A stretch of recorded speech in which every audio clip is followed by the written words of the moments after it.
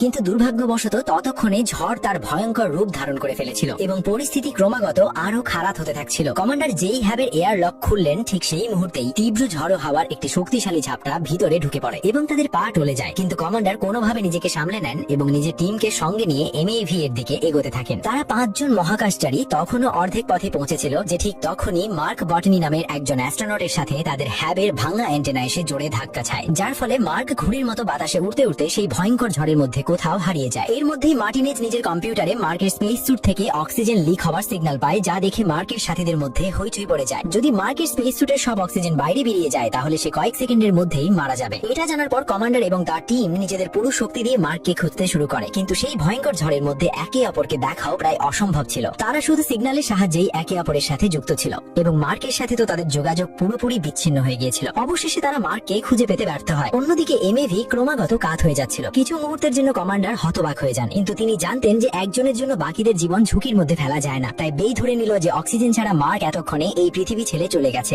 এটা শুনে কমান্ডারও চোখে জল নিয়ে এমএভিতে ফিরে আসেন। এমএভি পুরোপুরি উল্টে যাওয়ার আগেই কমান্ডার সেটি লঞ্চ করার আদেশ দেন এবং তারা সবাই হৃদয়ে মার্কের মৃত্যুর বোঝা নিয়ে পৃথিবীর উদ্দেশ্যে রওনা হয়ে যায়। কিন্তু পরের সকালে যখন মঙ্গল গ্রহে আসা ভয়ঙ্কর ঝড় শান্ত হয়ে যায় তখন জানা যায় যে মার্ক বটনি এখনো বেঁচে আছে। সেই অ্যান্টেনার তার সুটের স্থিরে তার শরীরের ভিতরে ঢুকে গিয়েছিল, কিন্তু রক্ত এবং সেই তার একসাথে মিলে তার সুটের চাপ স্থির রেখেছিল এবং অক্সিজেন লিক হওয়া থেকে বাঁচিয়ে দিয়েছিল, যার কারণে তার জীবন বেঁচে যায়। যখন তার জ্ঞান ফিরে আসে তখন সে নিজেকে হ্যাব থেকে অনেক দূরে সম্পূর্ণ একা অবস্থায় খুঁজে পায়। সে বুঝে গিয়েছিল যে বাকি সবাই ঝড় থেকে বাঁচার জন্য গত রাতেই এখান থেকে চলে গেছে। মার্ক সেই রডটি বের করার বোকামি না করে বরং সে এটিকে অ্যান্টেনা রিস থেকে আলাদা করে দেয় এবং ব্যথা সহ্য করতে করতে কোনোভাবে হ্যাব পর্যন্ত পৌঁছে যায়। হ্যাবের ভিতরে বাতাসের চাপ স্বাভাবিক ছিল। মার্ক সঙ্গে সঙ্গে নিজের স্পেস স্যুট খুলে ফেলে দেয় এবং এক ঝটকায় সেই রডটি নিজের পেট থেকে টেনে বের করে ফেলে। তার যন্ত্রণা ভরা চিৎকার পুরো হ্যাব জুড়ে প্রতিধ্বনিত হয়ে ওঠে, কিন্তু অ্যান্টেনার একটি ছোট টুকরো এখনো তার পেটের ভিতরে আটকে ছিল। মার্ক ফার্স্ট এইড কিটের সাহায্যে কোনোভাবে সেই টুকরোটিকেও বের করে ফেলে এবং স্ট্যাপলার দিয়ে নিজের ক্ষতের ওপর সেলাই করে নেয়। সেই অসহ্য যন্ত্রণা মার্কের মস্তিষ্ককে পুরোপুরি নাড়িয়ে দিয়েছিল। কিন্তু এটা তো শুধু শুরু ছিল।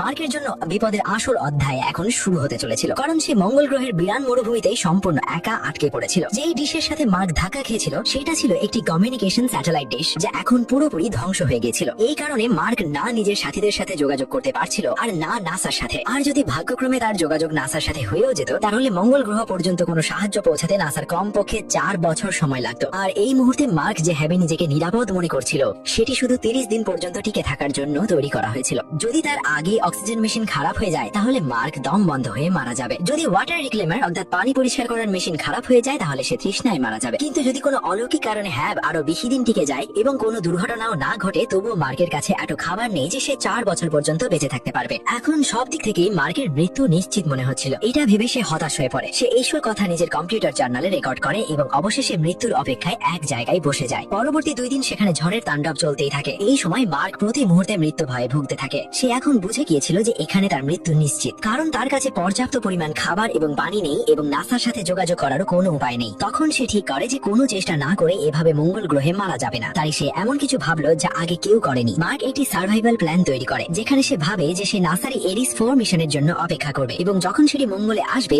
তখন সে তাদের সাথে ফিরে যাবে। কিন্তু এরিস 4 মিশন লঞ্চ হতে এখনো 4 বছর বাকি ছিল আর এতদিন বেঁচে থাকার জন্য তার খাবার দরকার ছিল। তাই সে নিজের কাছে থাকা খাবারের তালিকা তৈরি করতে শুরু করে। মার্ক এবং তার সাথীদের খাবার মিলিয়ে তার কাছে শুধু এতটুকু খাবার বাকি ছিল যা সে প্রায় 1 বছর পর্যন্ত চালাতে পারত। কিন্তু তাকে তো 4 বছর পর্যন্ত বেঁচে থাকতে হবে। এটা দেখে মার্ক কিছুই বুঝতে পারছিল না যে এখন কি করবে। ঠিক তখনই তার নজর আলোর দিকে যায় এবং তার মাথায় একটি আইডিয়া আসে। তাই সে একটি বড় সিদ্ধান্ত নেয় যে সে মঙ্গল গ্রহে এই অনুর্বর জমিতে চাষ শুরু করবে। তার কাছে কিছু আলু ছিল এবং সে এই আলুগুলোই চাষ করার পরিকল্পনা করে। কিন্তু মাটিকে উর্বর এবং ফার্টাইল বানানোর জন্য তার প্রচুর পানির প্রয়োজন পড়বে, আর মঙ্গল গ্রহে তো পানির কোনো অস্তিত্বই নেই। মার্ক একজন প্রফেশনাল বটানিস্ট ছিল, তাই সে খুব ভালোই জানতো যে ফসল ফলানোর জন্য কি কি জিনিসের প্রয়োজন হয়। সে এখন মঙ্গলে চাষ শুরু করার পুরো প্রস্তুতিতে লেগে পড়ে। বটানি প্রথমে এক জায়গায় অনেক মাটি জড়ো করে এবং নতুন সেই জায়গাটিকে সে ক্ষেতের মতো জমিতে পরিণত করে। সেই জমিকে উর্বর বানানোর জন্য মার্ক হিউম্যান বেস্ট অর্থাৎ অ্যাস্ট্রোনটদের মল নিয়ে আসে, যার দুর্গন্ধ ভয়ঙ্কর ছিল। কিন্তু মার্ক সেটা সহ্য করে তারই সার তৈরি করে ফেলে। তারপর আলুগুলোকে 2 টুকরো করে কেটে সারের সাথে মাটিতে পুঁতে দেয় যাতে সেগুলো গজাতে পারে। কিন্তু এখন তাকে পানি তৈরি করতে হতো।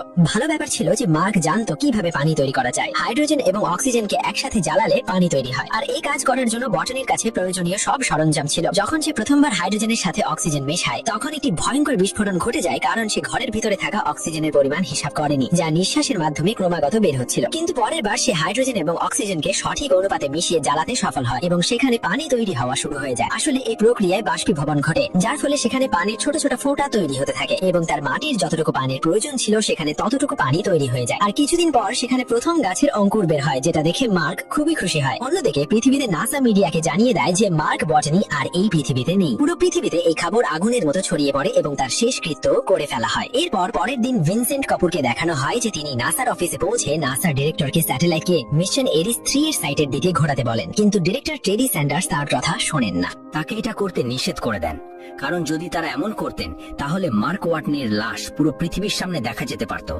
যার ফলে নাসার ইমেজ খারাপ হতে পারত এবং ভবিষ্যতের মিশনের জন্য ফান্ড জোগাড় করতেও সমস্যা হতে পারত। কিন্তু ভিনসেন্ট কাপুর হার মানার মানুষ ছিলেন না। তিনি এরিস 3 মিশন এরিয়ার কোঅর্ডিনেটস অর্থাৎ মিন্ডি পার্ককে পাঠান। মিন্ডি একজন স্যাটেলাইট এক্সপার্ট ছিল। যখন স্যাটেলাইট ক্যামেরা তাদের বলা কোঅর্ডিনেটস এর দিকে, তখন মিন্ডি অবাক হয়ে যায়। সে দেখে সেখানে তাদের যেসব ইকুইপমেন্ট ছিল সেগুলো এক জায়গা থেকে অন্য জায়গায় সরানো হয়েছে, সাথে রোভারটাও তার জায়গা থেকে সরানো হয়েছিল। এটা দেখে সে নিশ্চিত হয়ে যায় যে মার্ক এখনো বেঁচে আছে। সে সঙ্গে সঙ্গে মার্স প্রোগ্রামের প্রধান ভিনসেন্ট কাপুরকে ডাকে এবং পুরো পরিস্থিতি জানায়। ভিনসেন্ট কাপুর এই তথ্য নাসার ডিরেক্টর টেডি স্যান্ডার্সকেও জানিয়ে দেন। ডিরেক্টর এটা বলে বিষয়টি এড়িয়ে যাওয়ার চেষ্টা করেন যে হয়তো ঝড়ের কারণে এমন হয়েছে, কিন্তু ভিনসেন্ট কাপুর তাকে জানান যে সোলার প্যানেলগুলো পরিষ্কার করা হয়েছে। এটা দেখে ডিরেক্টরও নিশ্চিত হয়ে যান যে মার্ক মারা যায়নি এবং এখনো বেঁচে আছে। এই খবর তাদের দুশ্চিন্তায় ফেলে দেয়, কারণ মার্ক ওয়াটনের মৃত্যুর খবর পুরো পৃথিবীতে ছড়িয়ে পড়েছিল এবং তার শেষকৃত্যও হয়ে গিয়েছিল। এখন নাসা কোন মুখে মিডিয়ার সামনে বলবে যে মার্ক ওয়াটনি এখনো জীবিত? তখন তারা সবাই সিদ্ধান্ত নেয় যে এই খবর মিডিয়াকে জানিয়ে দেবে, কিন্তু হারমিসে পৃথিবীর দিকে আসা বাকি ক্রিউদের এই তথ্য জানানো হবে না, যাতে এটা শুনে তারা কষ্ট না পায় এবং এই অপরাধ বোধে না ভোগে যে তারা মার্ককে মঙ্গলে মরার জন্য একা ফেলে এসেছে। অন্যদিকে মার্কের মঙ্গল গ্রহে আটকে পড়ার 70 দিন কেটে গিয়েছিল। এতদিনে সে খাবার এবং পানির ব্যবস্থা করে ফেলেছিল, কিন্তু এখন তাকে মঙ্গল গ্রহ থেকে বের হওয়ার পরিকল্পনা করতে হতো। মার্ক খুব ভালো করেই জানতো যে নাসার পরবর্তী এরিস 4 মিশন এখন থেকে ঠিক 4 বছর পর শিয়াপারিল্লি ক্রেটারে ল্যান্ড করবে।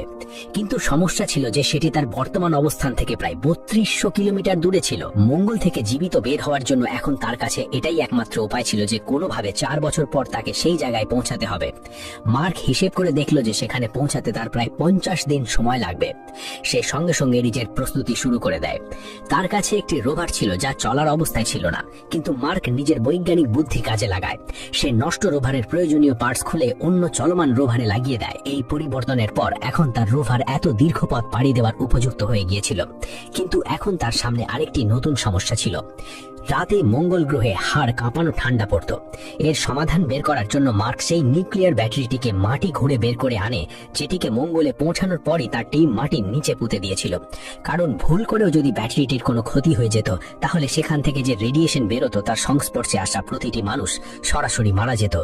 তবুও মার্ক ঝুঁকি নিয়ে সাবধানে সেটিকে নিজের রোভারে ঝুলিয়ে দেয়, যার ফলে সেই ব্যাটারি থেকে বেরোয়া তাপ তার ঠান্ডার সমস্যার সমাধান করে দেয়। অন্যদিকে পৃথিবীতে মার্ককে বাঁচানোর জন্য নাসা চেষ্টা শুরু করে দেয়। তারা জেপিএল অর্থাৎ জেট প্রপালশন ল্যাবরেটরিকে এই কঠিন কাজ দেয়, যারা নাসার জন্য প্রোব এবং স্পেসশিপ তৈরির কাজ করে। তাদের 3 মাসের মধ্যে একটি প্রোব তৈরি করার দায়িত্ব দেওয়া হয়। জেপিএল এর ডিরেক্টর ব্রুস এবং তার পুরো টিমের উপর এখন প্রচন্ড চাপ ছিল। সাধারণত যে কোনো প্রোব তৈরি করতে কমপক্ষে 6 মাস সময় লাগে, কিন্তু তাদের কাছে এর অর্ধেক সময়ও ছিল না। নাসার মূল পরিকল্পনা ছিল এই প্রোবের মাধ্যমে মার্কের কাছে আগামী 4 বছরের জন্য রেশন এবং বেঁচে থাকার সব প্রয়োজনীয় জিনিস পৌঁছে দেওয়া। পরিকল্পনা অনুযায়ী 4 বছর পরে যখন এরিস 4 এর টিম মঙ্গলে ল্যান্ড করবে, তখন তারা মার্ককে উদ্ধার করে নিজেদের সাথে পৃথিবীতে ফিরিয়ে আনবে। জেপিএল এর টিম এই অসম্ভব মনে হওয়া মিশন সম্পূর্ণ করার জন্য দিন রাত পরিশ্রম করতে থাকে। অন্যদিকে নাসার administrator Teddy Sanders communication engineer মিন্ডিকে একটি বড় দায়িত্ব দেন। এখন মিন্ডিকে স্যাটেলাইটের মাধ্যমে মার্কের প্রতিটি কাজ এবং চলাফেরার উপর কড়া নজর রাখার সম্পূর্ণ অনুমতি দেওয়া হয়েছিল, যাতে প্রতিটি মুহূর্তের খবর রাখা যায়।